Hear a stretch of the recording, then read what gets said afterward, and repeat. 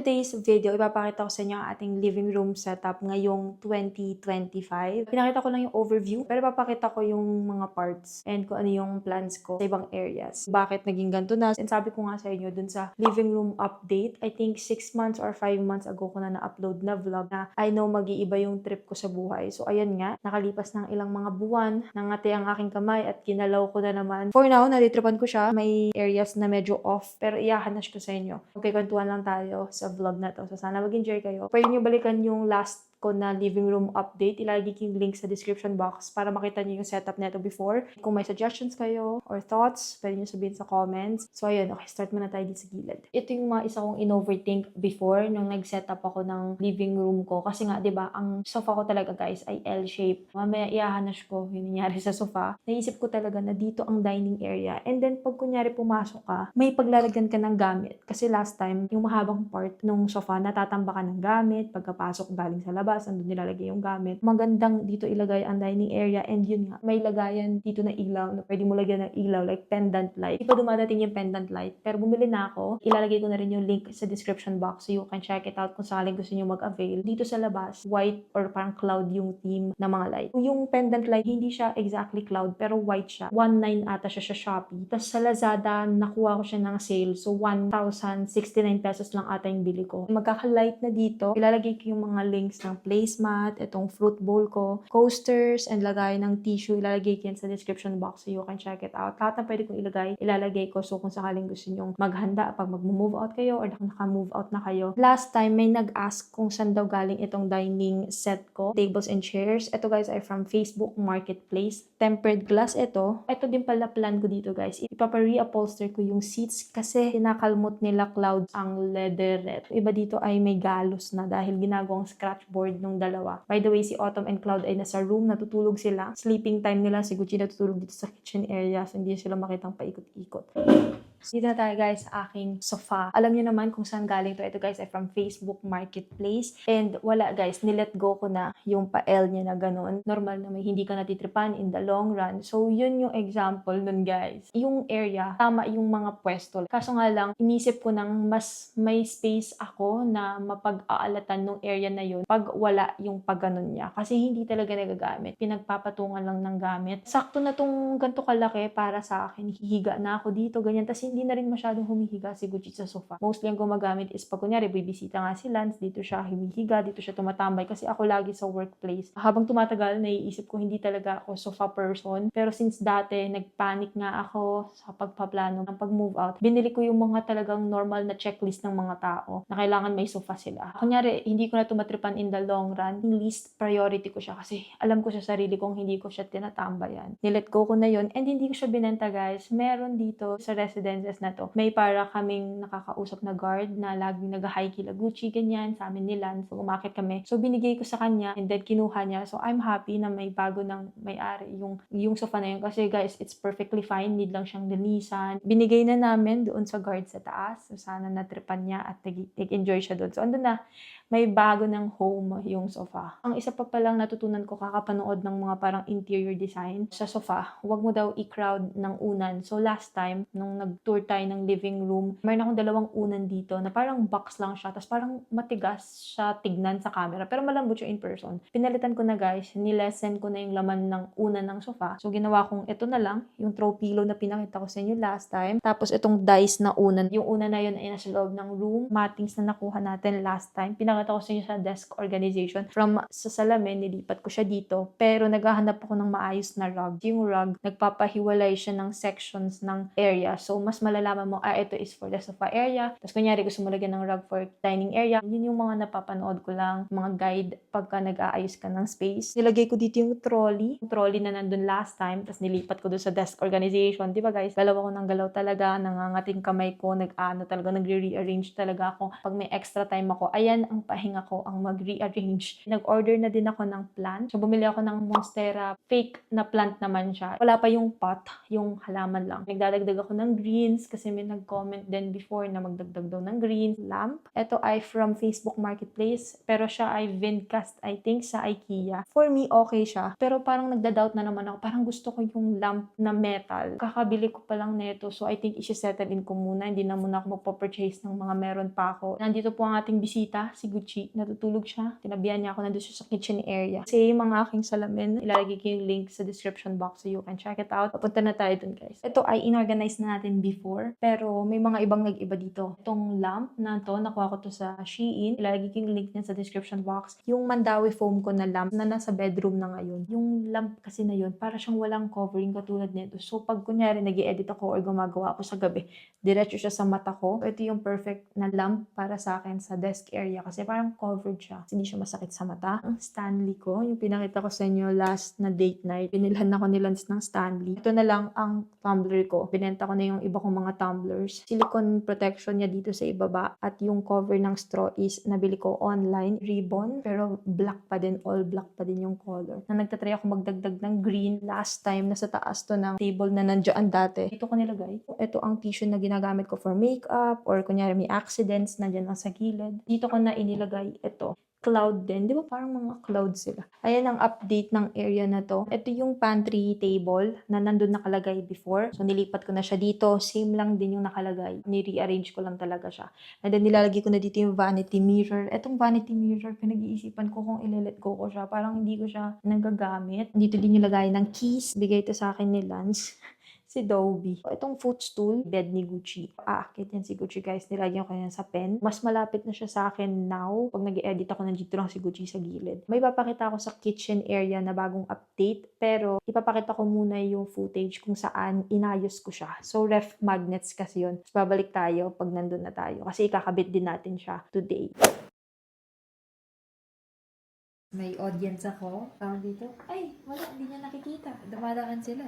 Oh, by the way, Autumn's here. Meron akong mga bagong ref magnets. Magdadagdag ako ng pop of red doon sa may ref ko banda. Meron ganito. Syempre, gusto ko yung coffee. So, bumili ako ng ganyan. Merong magnet yung iba dito. Ito at saka itong cherry. Ay, itong, tama ba? Cherry ba to? Or apple? I don't know. Basta may magnet siya. Pero ito natanggal. So, lalagyan natin. Meron ding dalawang ganito na heart shape. Wala siyang magnet sa likod. Tapos, ito naman, tomatoes na nakakatulading magnet. And then, itong nandito sa parang sack. At ito sa tray. Wala masyadong ganap yung ref. So, gusto ko magkaroon ng konting color. Itong mga magnet ito ay nabili ko sa Lazada. Kunyari may mga ref magnets kayo. Hindi ko talaga ni-expect, guys. Na-place ko to na wala siyang magnet sa likod. But it's okay. Oh, no, no, no, no! Tumidikit sa kuko ko. Didikit na natin ito. Sobrang dikit niya. Nagkaroon agad ng mark yung table ko. Ayan na nga. Ayoko masira yung gamit ko. Ayoko pa namang nagaganto tong table. Inaalagaan ko. Maglalagay tayo ng sapin dahil ganyan ang nangyari. May cardboard na tayo. Dito natin gagawin. Magdi-DIY na muna tayo. Ang bilis niya tumikit. Aw. Uy, medyo nakakatakot yun ah. I did not sign up for this. 3 lang ata. 3 ang ilalagay ko dito, guys. Medyo nalagpas ko dito but it's fine.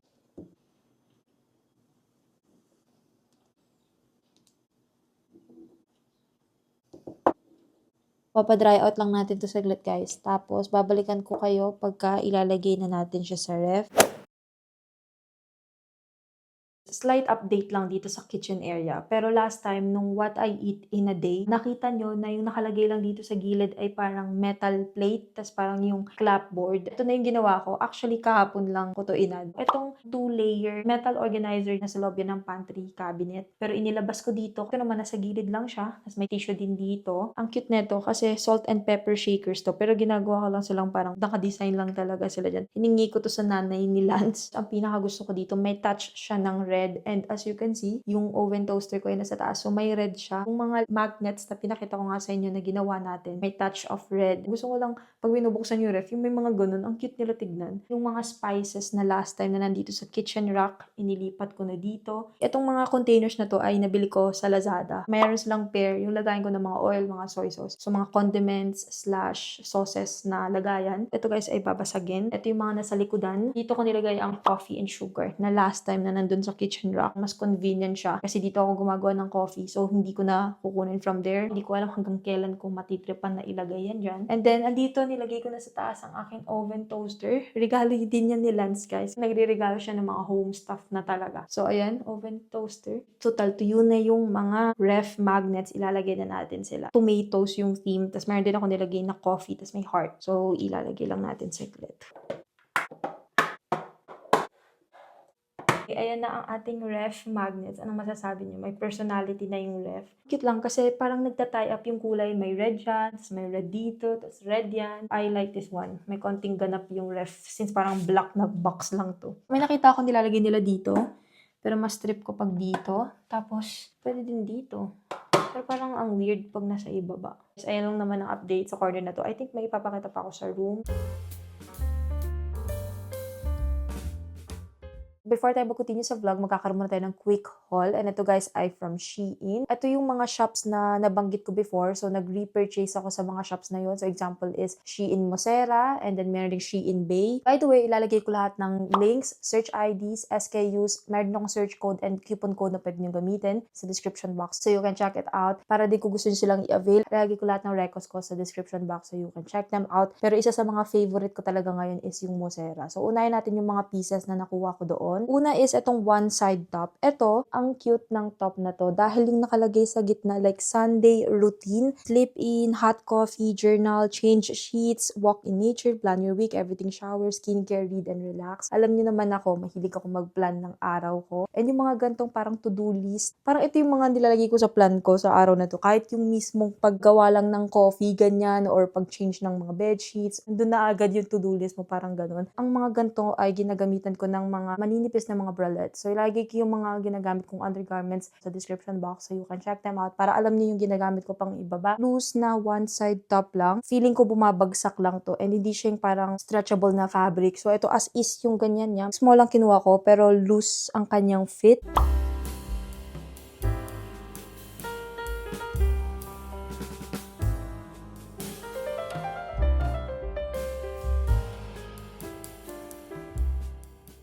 Ito naman yung next piece na nakuha ko sa Shein Mosera. And alam nyo, kaya ganun yung name niya, Mosera. Kasi parang muse. Tignan nyo, ang ganda din ng fabric nito. Ito yung parang stretchable. Ang dami kong mga pieces na ganito. Gusto ko yung gantong fabric. Ang press ko suot, hindi ako naiinitan. Ang nakalagay is my own muse. And hindi siya yung tipong matatanggal na print. Parang nandyan na talaga siya sa tela. Minimalist lang siya. Ang cute din ng font na ginamit. Tapos akala ko, nung kinuha ko to, black yung font na color niya. Pero in person, siya pala ay dark blue. Navy blue ata yung color. Mas may iba siyang dating kasi hindi pala black yung print.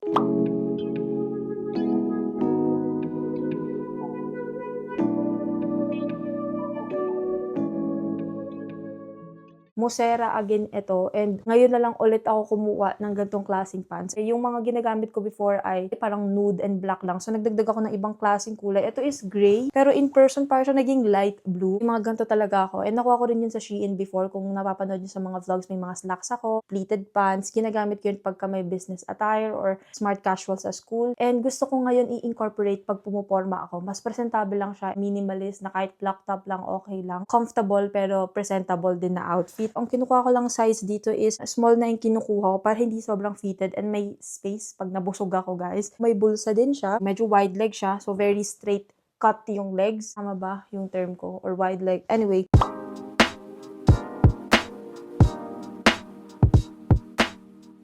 Last but not the least, ito is galing Shein Bay. Ito ay nasa range ng mga trip ko, ang mga backless. May mga backless tops talaga ako. Mahilig ako sa mga ganyan. Bodycon fit na may pagka-mock neck. May ganito siya sa gilid. Para siyang ganyan guys. May parang naka-knot dito na as is na. Akala mo plain lang siya sa harap like normal dress. Tapos pag tingin mo sa likod, may paskin. So, ang ganda niya tignan para sa akin. Mahilig ako sa mga ganong pieces.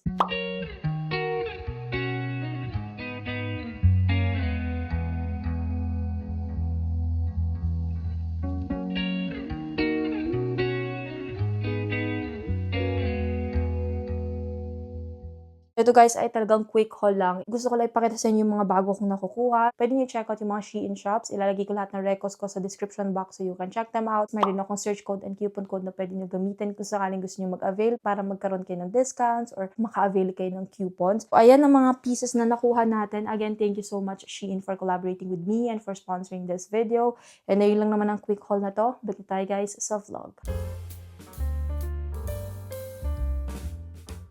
Dito tayo ulit sa room. Feeling ko ngayon ko na lang kayo ulit nasama. Nandito na yung una na nandun sa sofa. Ayan, nandito na siya sa bed. Kung napanood nyo sa bedroom makeover, may mga malalaki pa akong unan dito. Nilet go ko na. Tignan nyo yung punda ko before. Oh my goodness. Tignan nyo kung gaano siya kawasak. Inantay ko na umabot sa ganito guys bago ako bumili. Tignan nyo, butas-butas na. May butas na siya dito. Sira na yung covering niya. Nung ginagamit ko pa siya, tinatali ko pa yan. Tinatali ko ng ganyan. Itong isa naman, ganun din. Wasak na din yung gilid. Ang tagal nito kung pinapanood yung mga Shopee hauls ko before. Ito yung mga punda na nandun, yung mga gray ko na punda. Ang saya ko nung pinalitan ko yung unan ko nang bago na yung punda. Tignan nyo to. May ruffles na siya. I think mas ako to, yung gantong style. Pero ayan, may ruffles na siya. I am so happy. Hindi masyadong kita since black, pero ang saya sa feeling na maayos na yung punda. Yung trip ko sa labas ay parang magaan siya, parang cozy. Dito kasi sa room, kita nyo naman, medyo dark. So, eto, nakita ko yung inspo sa Pinterest na yung mga parang gothic ba, basta yun yung theme na trip ko para dito sa room. May mga